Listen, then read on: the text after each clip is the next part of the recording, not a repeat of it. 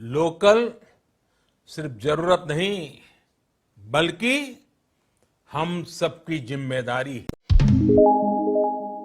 JPSC में व्याप्त गड़बड़ी और भ्रष्टाचार को मुद्दा बनाकर आंदोलन कर रहे छात्र अब हेमंत सोरेन सरकार को दुमका और बेरमो उपचुनाव में चुनौती देंगे। इसके लिए छठी जेपीएससी के आंदोलनकारी छात्रों ने रणनीति बना ली है। बता दें कि हेमंत सोरेन के दुमका सीट छोड़ने के बाद खाली हो गया है। वहीं कांग्रेस विधायक राजेंद्र सिंह के निधन के बाद बेरमो सीट भी रिक्त हो गया है। छठी जेपीएससी परीक्षा में गड़बड़ी की हेमंत सोरेन सरकार द्वारा अनदेखी से छात्रों में गुस्सा और आक्रोश है। जेपीएससी के अभ्यर्थी इमाम सफ़ी ने बताया कि पिछले 4 साल से जेपीएससी की तैयारी कर रहा हूं। रिजल्ट आने के बाद पीटीए स्तर से आखिर तक गड़बड़ियां हुई। हेमंत सोरेन ने मुख्यमंत्री बनने से पहले इसे दूर करने का वादा किया था और सीएम बनने के बाद वह अपने इस वादे से मुकर गए। मेरा नाम इमाम सफ़ी है, बोकारो का ये जेपीएससी पीड़ित अभ्यर्थी हूँ। पिछले 4 साल से छठी जेपीएससी की तैयारी कर रहा हूँ और रिज़ल्ट आने के बाद भी इसमें गड़बड़ियाँ पे गड़बड़ियाँ हो रही है। पीटी स्तर से ही गड़बड़ियाँ हो रही थी, तब से आंदोलन कर रहे हैं। हमारे सीएम साहब ने वादा किया था कि इसको जैसे ही सत्ता में आएंगे तो इसको रद्द करेंगे। उन्होंने अपने वादा को पूरा नहीं किया, वो सत्ता में आए ये सारा चीज़ें भूल गई है। छात्र नेता मनोज यादव ने छठी जेपीएससी के रिजल्ट को पूरे देश में एक अजूबा बताया। उन्होंने कहा कि 8 या 9 जून को भारी संख्या में जेपीएससी कार्यालय का घेराव करने का निर्णय लिया गया है। इसी का जो रिजल्ट हुआ है, जो पूरे भारत में आपको बता दे रहा हूं कि जितने भी राज्य हैं लोक सेवा आयोग, वहां पर हिंदी इंग्लिश का मेरिट लिस्ट में नंबर नहीं जोड़ा जाता है। लेकिन झारखंड एक अजूबा है जो कि इन्होंने हिंदी की इंग्लिश क्वालिफाइंग को मेरिट लिस्ट में जोड़ दिया गया। साथ ही साथ आपको मैं बता दे रहा हूं कि 32% ला करके अगर जो 32% से कम है तो आपको फेल कर दिया जाता है।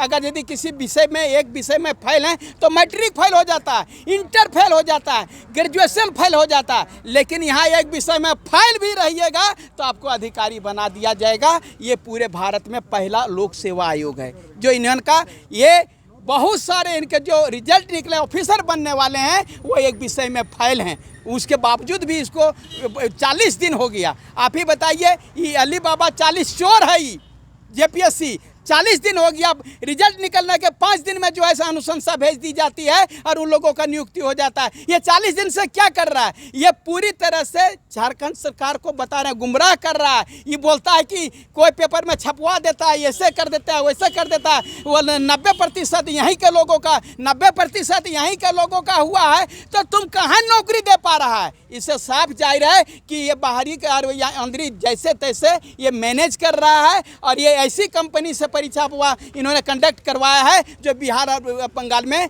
ब्लैक लिस्टेड है। हम लोग पूरी तरह से तैयारी कर चुके हैं कि इसके लॉकडाउन के बाद यानी हो सकता है 8 तारीख या 9 तारीख के जो है जेपीएससी का मतलब भारी संख्या में भीड़ के साथ घेराव किया जाएगा। छात्र नेता अजय चौधरी ने बताया कि जेपीएससी छात्रों और छात्र संगठनों के बीच एक बैठक हुई है।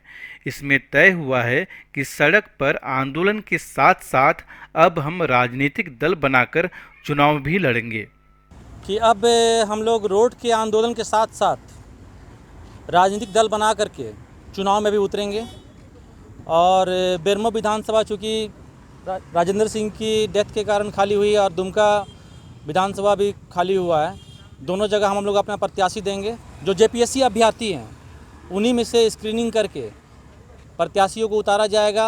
अब पूरे राज्य के युवा उन दोनों जगहों पे तन मन धन लगाकर उस चुनाव को जीतने में और इस सरकार का जो भी जेपीएससी अभ्यर्थियों के साथ जो वादा खिलाफी है, जो धोखाबाजी है, उसको बताते हुए हम लोग चुनाव में उतरेंगे। अब आदिवासी छात्र संघ के नेता संजय महली ने भी हेमंत सोरेन सरकार के खिलाफ जेपीएससी छात्रों का साथ देने की बात कही है।